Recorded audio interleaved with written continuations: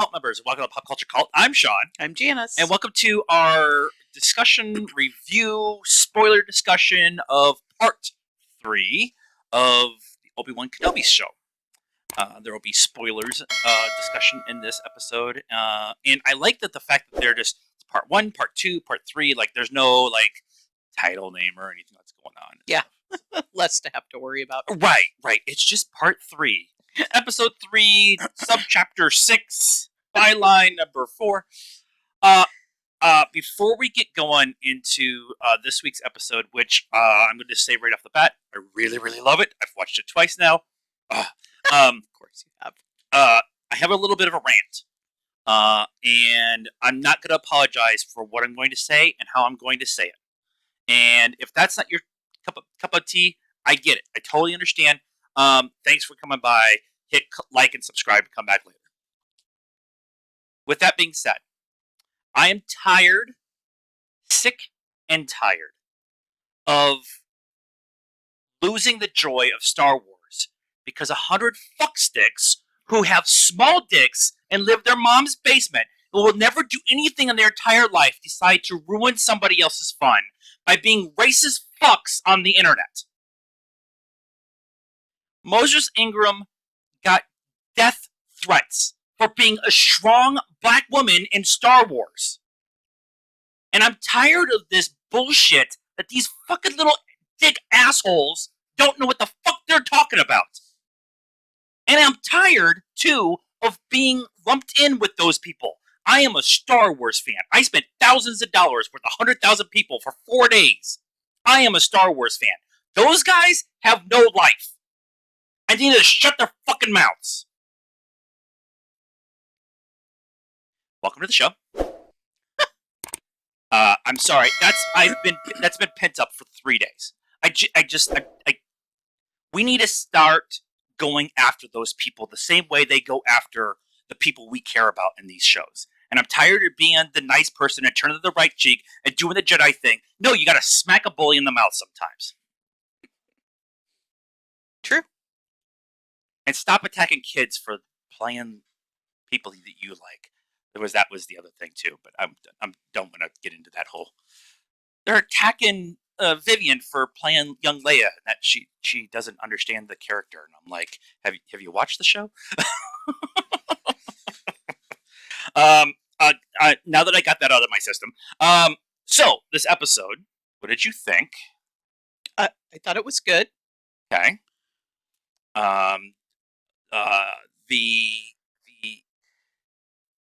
The thing that I've heard more than often than not today is the process that this show is going through with Kenobi and his refusal to go back to be the person he is out of fear of who he was and what happened because of that. Right. Yep. And his trust issues.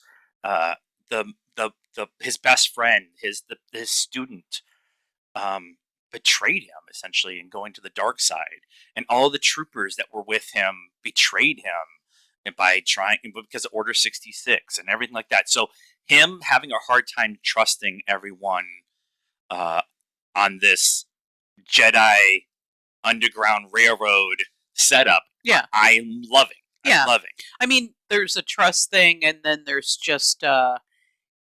He's almost literally been living under a rock for the last 10 years, so Yeah. He has no idea that any of this stuff is even going on. Right. So there's, probably a little bit of feeling bad for not being aware that all this stuff is going on, and these people are like, oh my God, Obi-Wan, and when they, and I don't remember her name, took him into the little hideout room while they. Her name on the screen is Tala. Okay. Kind of showed him like the Underground Railroad kind of thing, and he's all just like, "Wow, these are all Jedis," and he's just been like, "This is me. This is my life. This is what I do now. Is just watch Luke grow up, and that's it." from afar. Yeah, from Because afar. Owen doesn't want to have anything to do with it. Right. Yep. Uh, Force Center guys did an hour and 45 minutes from Celebration about episodes 1 and 2. And they talked about in their conversation that um, he is so. Like, Kenobi as a person, as a character, is such a company man that he has lost so much that his singular focus is the mission of protecting Luke, which is why he wouldn't take the mission to go save Leia. Yeah. And even on this mission with Leia, he's refusing to use the Force out of fear of whatever is going on in his head. Right. I mean, he has excuses, but that's probably not the real reason. I mean, the real reason is probably that he just wanted to leave all that behind as much as possible and just not think about it anymore. Um, and now, I mean, he thought that Anakin Vader was dead. Yeah. So I I don't really know why. I mean, I guess it was just an assumption. Other than, I mean, when he leaves him in Revenge of the Sith, like, he's on fire in the lava. It was easy for him to Right, but assume that he don't would have. people know? I mean, all of a sudden Vader just shows up, right? Uh, it, at this part in the story, Vader is part of the Empire and is known throughout the Empire as this big bad evil Yeah. boogeyman. Yeah. But that doesn't mean that information is getting to Kenobi in his rock hut. That's true. Yeah. His single New York apartment studio under a rock, because he's literally living under a rock. Yeah. And it's not like he's going into town other than to get his youpie every once in a while and feed him and go deliver things to the Lars homestead and stuff like that. But Yeah. he's not in town talking to people. The one person he's talking to on a regular basis with actually any real conversation is the Jawa we got last week. Yeah. He's not talking to his coworkers. He's not. Yeah. And Owen's not giving up any free stuff. So his not knowing that Vader is alive until Reva says it last week makes a lot of sense. And now he's in this place where he's like, oh my God, my best friend, my brother, my Padawan has become the face of evil in the galaxy. Yeah. And so that's weighing on him too. Yeah. I mean, if he stepped outside of his whatever self-imposed misery for a minute though and thought about what they were calling he will bring balance to the Force, he's done that. Yeah. Yep. It's not just the crazy, I mean, I get Jedis are essentially the good guy, but they're kind of a crazy they're a crazy religious cult. religion, cult. Yeah. And and he even says it to Leia that they took him from his family when he was little. And so, like, just stop wallowing for a minute and start thinking about, what, I mean, from what we've seen, he goes to his grave believing in the Force and believing in the Jedi. So it's not something that he's ever, I guess, gonna get. But he's going to get there, and I think that this show and possibly the second show, yes, we're going to get a second show. They have done everything but said it. Well, Ewan kind of did. Ewan kind of did. He gets there eventually, but he is a broken man, deep in depression, hiding away from everything, and afraid to tap into who he is or who he was, out of fear of losing somebody he cares about again. Yeah.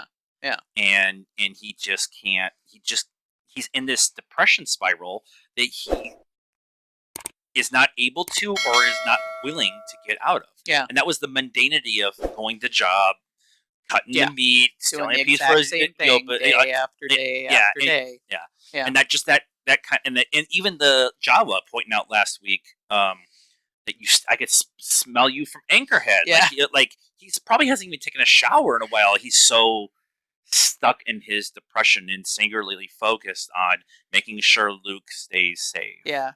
And so that continuing conversation of him not trusting the Underground Railroad, and when they get picked, and then Leia being just straight out amazing with like trying to make new friends and talking to people, and Kenobi wants none of that. Sorry, Ben wants nothing to do with Yeah. that. Well, and she's also a small child, and children are, you know, innocent and they trust everybody. Yep. And, so her just like, hey, we need a ride. And Thanks. I like the dichotomy between the two of them right now. He trusts no one, Yeah. including himself, Yeah. and she trusts everybody, Yeah. including herself. Right. And so them playing off of each other, Vivian Lyra Blair, Lyra. who's playing Leia. I guess she was in Bird Box, Yeah. which we didn't that. see, but she's been great. Yeah. Like she's been something of a breath of fresh air, because there's been such this hesitancy of recasting the legacy characters, but you had to here Mhm. because of her age. And so because of that, you kind of get away with this, but everything is there, including the outfits, the snark. She's also tapping into what kind of how Padme was and stuff. And so I love the conversation that they had on the transport about her asking him, you knew my mother, Mhm. and and asking about her dad, and her saying I've dropped about who he was and stuff, because she asked Obi-Wan if you're my dad, which is Right. a like logical step process. Right. Right. Yeah. Makes total sense. I think too that it's nice because she's not the whiny Skywalker. Leia never was, but No, she never was. But I don't know. It's easier with an adult, to be like, I don't know. They've just formed opinions or ideas or whatever. But children usually, I mean, they just kind of tell it like it is, and yeah. they're And Leia's already like that anyways. But you get the Leia-ness of her being 10, and like she has zero filter. Yeah. Which I prefer. And she's grown up in a fairly sheltered existence, Yeah, right? She's a princess, and she, you know, has guards, and she's always trying to break away and be free. But I think after this little experience is probably, I know she becomes a senator, Yeah, right? And yeah. so I remember thinking kind of during this episode that I feel like this experience is going to kind of dampen some of that for her. Yeah. She's going to get back and real to Alderaan and realize that um, there is evil, and I've seen it up close. yeah, and so maybe I need to be a little easier on my mom and not run away every chance I get. And I like, though, last week they talked about if you, Brea said if you had spent as much time in school, you'd be a young senator already, instead of climbing trees and stuff. right, And that really ties into Leia, Princess of Alderaan book, where she is a young senator in her early to mid teens. mm-hmm. And in that process of that book, she finds a secret rebel base on a humanitarian mission. She starts doing these humanitarian missions to help people who are affected by the Empire, kind of under her parents' nose. And in the process, she goes to Crate and finds the rebel base that they have there. And so that's how we get Crate in The Last Jedi. But it's a really good example of how we go from where she is right now, where she's kind of sheltered a little bit, still Right. smart, still able, and you get that kind of thing and Princess of Alderaan, and then you get her as a full-on diplomat, right, and doing secret rebel like missions under the who isn't afraid of Tarkin or the big dude in the Mhm. black suit, like Yep, that yep. much. But this this experience I definitely felt was gonna help push her to that, right? She's seeing people being Absolutely. treated poorly and killed and under the empire's thumb. So I feel like this is gonna probably help with that. I also feel like um, for all the people who complained, I don't know if complained is the right word, but pointed out that Vader's supposed to be this big bad, Mhm. big bad, and in the trilogy, the OT, the OG, original OG. OGOT, um, he's not. I mean, he force chokes a couple people. Yes. Ooh, and that's about it. He Yes. kills Ben, um, and this episode, oh my god, he snapped a guy's neck Yeah, for yeah. choking him. So the one of the things that I've really loved, so the original, like you're saying, the original trilogy gave us kind of the old man Vader that he is at that point in time, Yeah, who's gone through this rebuilding of his body that really didn't kind of stick, and he is a big bad, but he's more of the hammer of the big bad.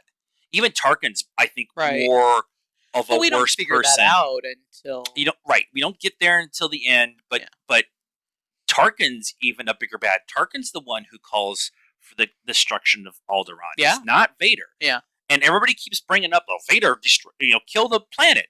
No. Tarkin's the one that called it. right, Vader was the one saying this mechanical thing is nothing compared to the Force. yeah, And so we've never gotten the horror version of Vader until we saw Rogue One. We get the hallway scene and Vader being in full horror monster mode. But he is the Vader that we've gotten in the comics and the books, which is he's so far down the line of being a dark side user that he can't find his way back, and so he just continues to go further down the path, and that's partly Palpatine like kind of poking him in the back like every 5 seconds, trying to piss him off some more.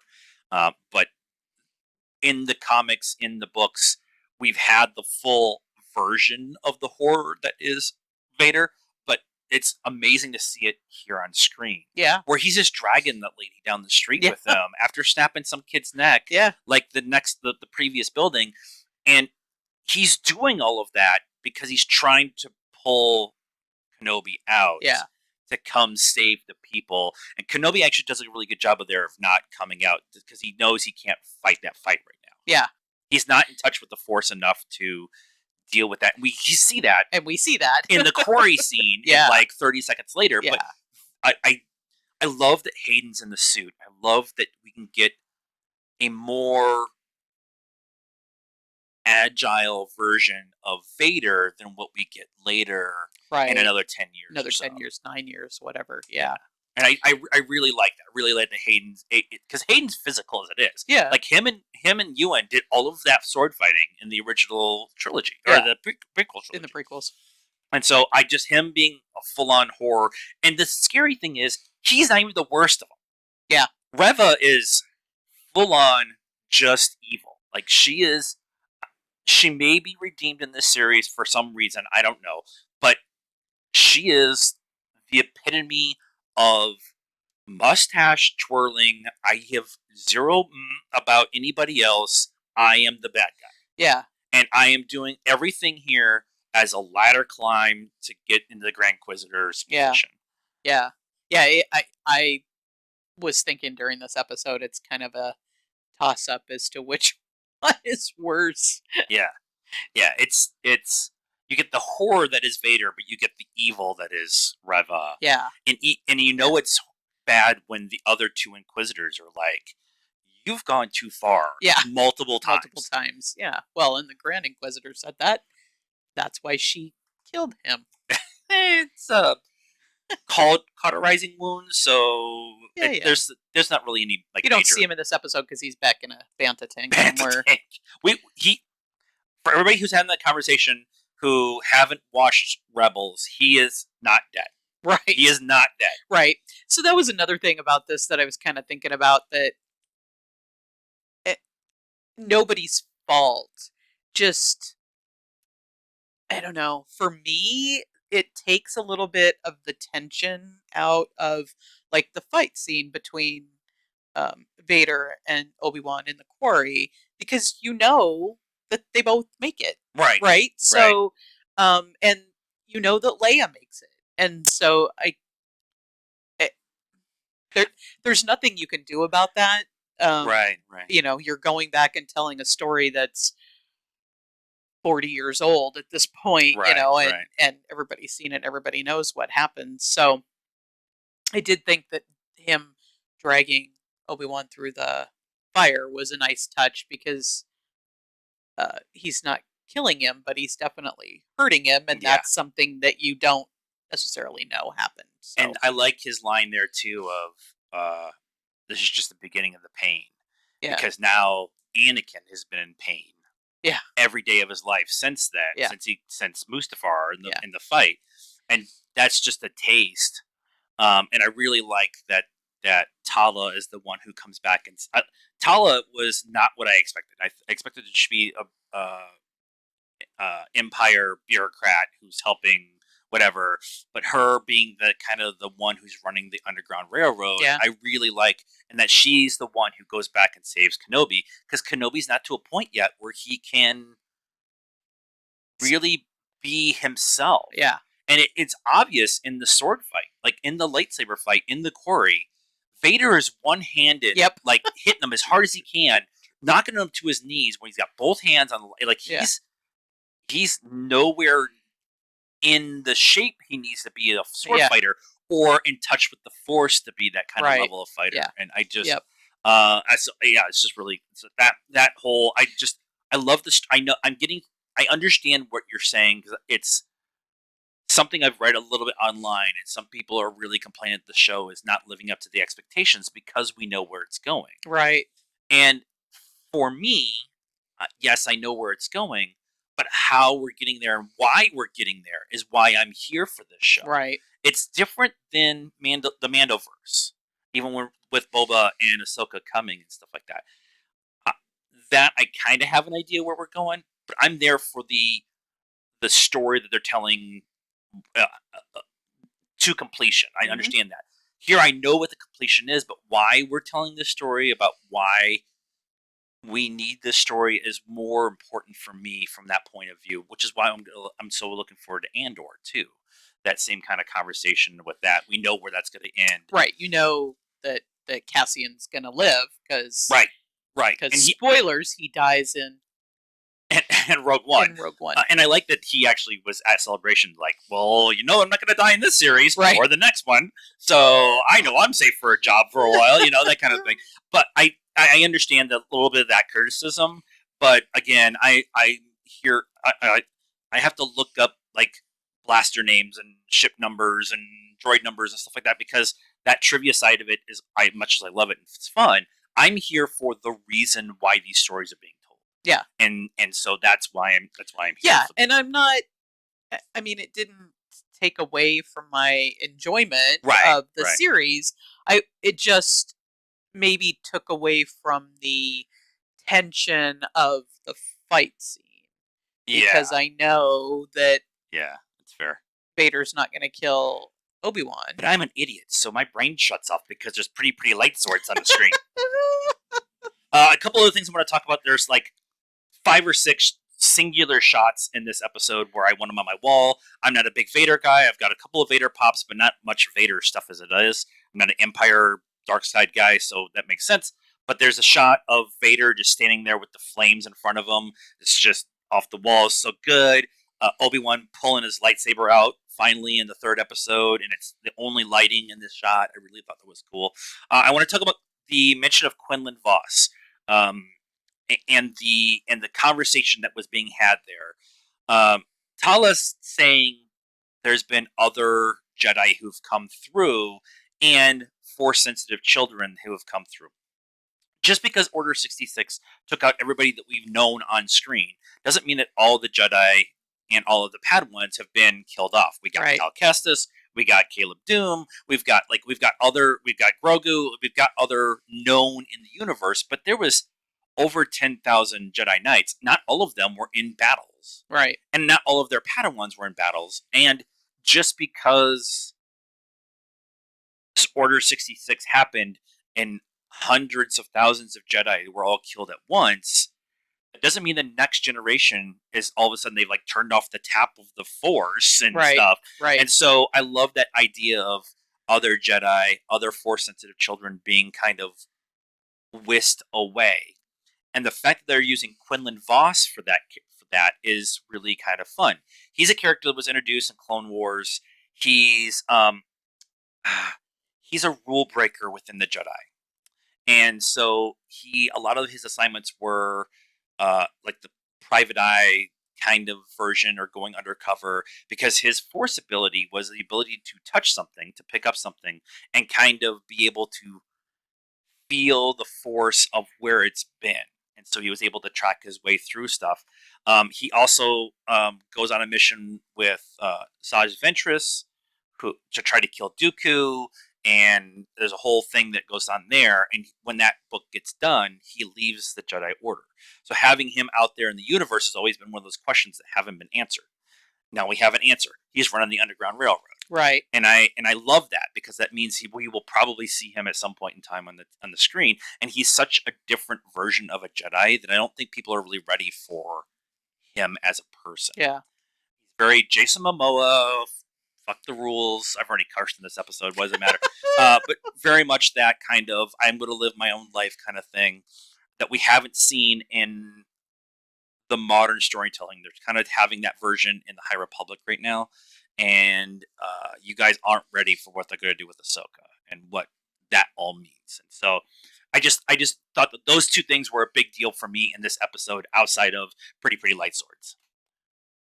Does that make sense? Yeah. Okay.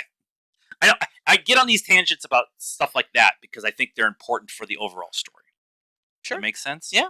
And so if she gets a little glassy-eyed, I realize what I'm doing. I have no idea what he's talking about. Jason Momoa with a face tattoo, just Okay. with the Sure. bar across the Geordie style. And that's right, I ended it with a Star Trek reference. So let us know what you thought of this episode, part 3 of the Obi-Wan Kenobi series, in the comments down below. Please be nice. That's a requirement around here. If you did not like my rant, I'm sorry. You're on the wrong channel. I'll like this video, subscribe to the channel, hit the bell for notifications, and follow us on all those social media stuff: Facebook, Instagram, Twitter, and TikTok. Links are in the description down below. And until next time, cult members, good afternoon, good evening, and may the Force be with you always.